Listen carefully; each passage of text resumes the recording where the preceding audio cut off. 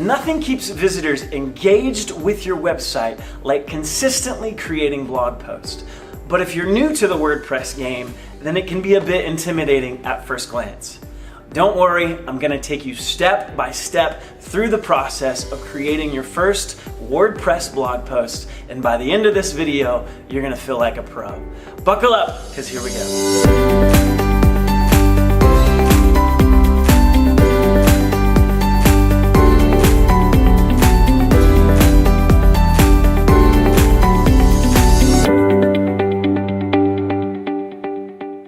Okay, here we have our site and we're logged in.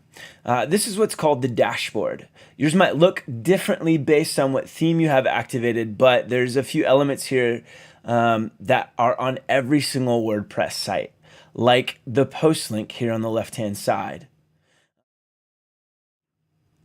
So there's three ways you can add a new post. One way is to hover over the post link on the left and then scroll down to Add New. Or you can scroll to All Post and then click the Add New button in the top left-hand corner. Or finally, if you're on your website, you can scroll to the top. On the top bar, there's a plus sign with a link that says New. Hover over that, and then a drop-down option will reveal some things that you can add, and you'll see Post, Media Page User. So we'll go ahead and click on Post. And boom, we have the bare bones of the new post that we're wanting to add. On the right-hand side, you'll see a few boxes. The first one I want to talk about is the format configuration. Each theme will have different format options to choose from. As you're getting started, it's kind of good to keep it simple and use the default format that your theme uses. Each option, from standard to side, image, video, and so on, will format content differently according to which medium you're using. As you scroll down, you'll see another box called Categories. As your blog gets bigger from adding posts over time, it's pretty important that you organize your content in such a way that users can easily access what they're looking for. And this is where this box, Categories, comes into play. If you haven't yet added any categories, the only one you'll see is uncategorized. To add a category, just click Add New Category and type in the category you'd like to include. Not only that, but each category can have subcategories as well. So if you wanted to make a parent category of something like technology, which we'll do now, you can add a subcategory like computers to technology. Or if you wanted to add another subcategory to the parent category of technology, we could do that like cell phones. And boom, there's our subcategories and our parent category. Categories are also important because by default, WordPress creates an archive page where it stores links to all of your blog posts, and it will filter them through the categories that you assign them to. Okay, so moving down. The next box we see is tags.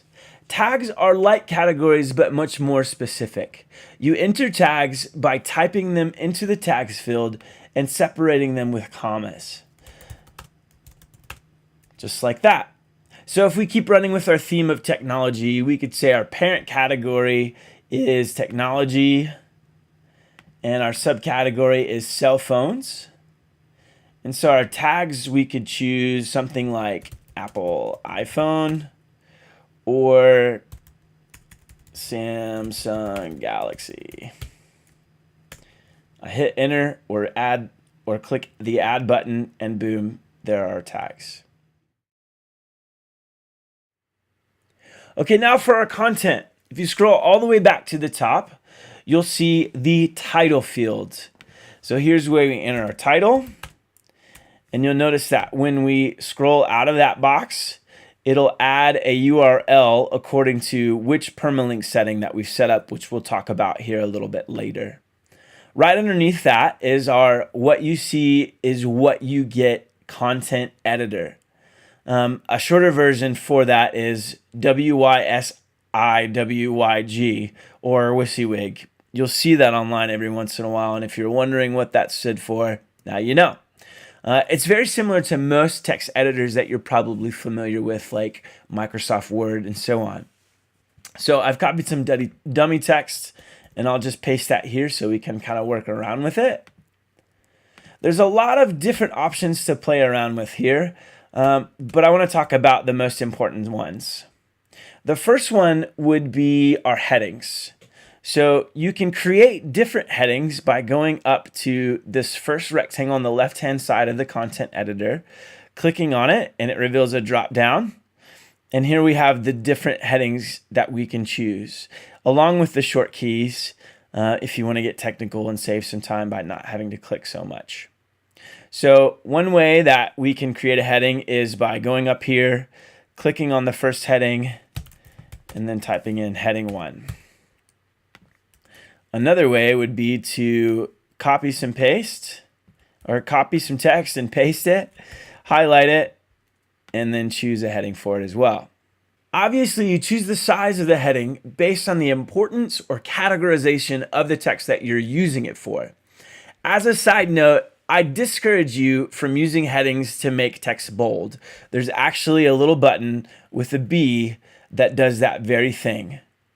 And so Google reads headings as important things on a page, and it kind of uses it to figure out how to rank its results in the search engine.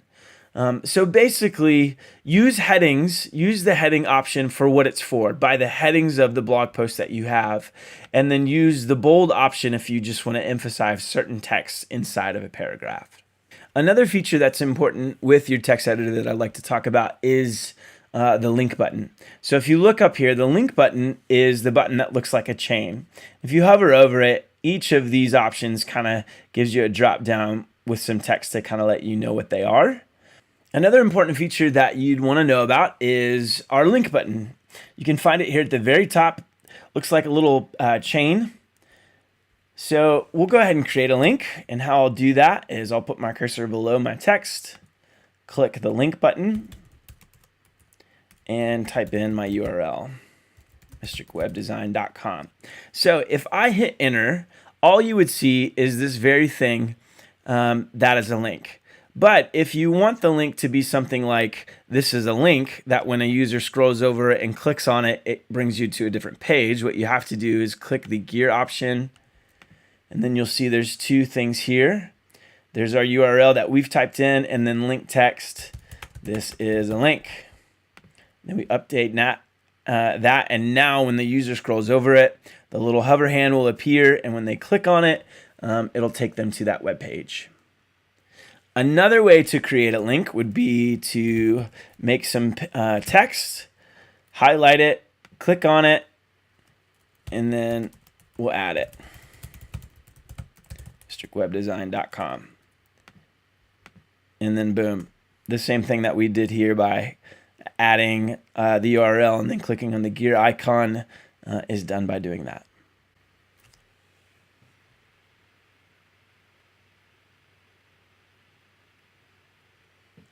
Finally, some things don't automatically cut off text on a general blog page that populates all of your blog posts.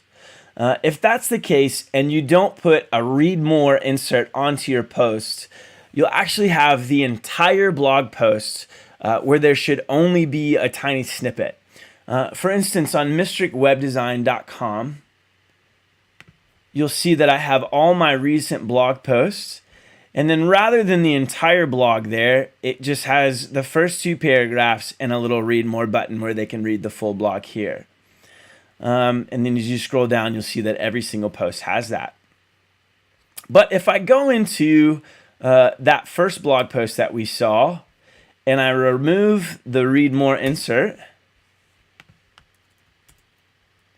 and then I click update, and I refresh my blog page, then you'll see that my blog page has this full blog post that a user will have to scroll through in order to get to the next one. So it's kind of a bad user experience if somebody just wants to look at a general list of all the blogs you have and maybe read the first paragraph before they decide which one they're going to dive into, for them to have to scroll through an entire blog post, especially if you have a really long post. So a way to keep that from happening is I'll copy and paste some more text down here. And then you'll see a button that kind of looks like a street or a road. So if I go up there and click that, it shows this more. And now when I view that, it'll actually cut it off at that snippet with a little read more link, like we saw with Mystic Web Design. So if I go in here and do the same thing, click update, and I refresh it, and then bam, there it is, back to normal. Images are an important part of any post. You want to keep users engaged, and it's also good for SEO. So to add an image within your text, you simply select where you'd like to drop the image, and then click Add Image up here at the very top. Here you see all of your media files for the site. So right now we don't have any media files, so we need to upload a new one. So to do that, we click Upload Files, and then you can either select the files from within your computer, or you can drag your files from another folder. There's a few things to know about within your media view of your image. First, you're going to want to add a title and an alt title to your image. The alt title is what users see if the image doesn't show up for whatever reason, and it's also used by search engines. So here's our title, and the alt text is, this is an image of a neighborhood. You want it to be fairly descriptive of what someone's actually looking at. Finally, underneath that is the attachment display settings. Alignment will be what you use to tell the image how it should interact with the text.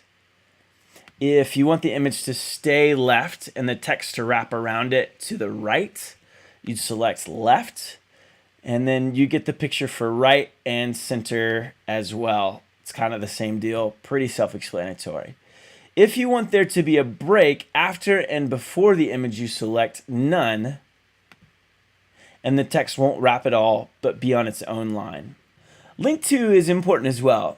If you select this, it allows the user to be redirected whenever the image is clicked on. By default, it's set to none, which means that if you click on it, nothing happens. Another option that might be useful is custom URL. You select custom URL and then type in the link that you'd like the user to be sent to. And now, whenever a user clicks on an image, or this image specifically, it will direct them to wherever that link takes them. So we'll click Insert Post, and there it is. Another image that is important is featured image, which is the box down at the very bottom right-hand side of the post that we're working in. It might be different if you have a different theme, but generally they're towards the bottom on the right-hand side. So this is the image that shows up on the main screen of the blog roll on most themes. And it's also the image that a lot of social media websites will use when they're creating a preview if you post a link there. So it's pretty self-explanatory. You click Set Featured Image, and then you click whichever image you'd like for there to be as your featured image on your blog post. Okay, finally, our Publish box. If you're working on a post but aren't quite ready to publish it, you can save it as a draft and no one will see it. Or you can click on Preview and see what a published version would look like once it's been published. So we'll click Preview here. It opens up a new window, and boom, there it is. You see our main image, featured image here at the very top, all of our titles, and then here's the links that we are working with as well. The Publish button makes the post go live. Under Visibility, you can make the post private or password protected. If you select private, only users with the role of admin or editor are able to see it. Obviously, once you're finished creating your content, adding your images, and setting everything up, you're going to want to publish your posts and allow everybody to see it. Okay, last but not least, permalinks. When you enter a title and publish your post, WordPress will automatically give it a unique permalink, which is the link that we see right underneath our post title. Unlike mine, because I've kind of changed some settings, if you've not done anything to this, you'll notice that you kind of have a weird looking link. And the reason for that is that by default, WordPress assigns a certain permalink to it that doesn't really make sense. So let me show you how to change that. On your dashboard on the left-hand side, you'll see a link that says Settings.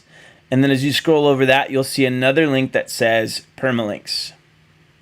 So by default, the common setting that WordPress assigns to it is plain.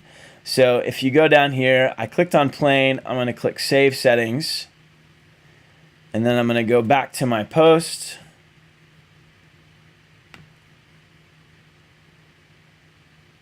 And then you'll see that the title was changed from that nice, neat, pretty little title to this question mark P equals and then some long number. You're going to want to change that to allow users to access it more easily and for SEO purposes as well. So let me show you again how to go back in and change it to a readable permalink setting. So we go to Settings, Permalink, and then click on Post Name. Okay, but that doesn't save it. We have to go down, click the Save Changes button.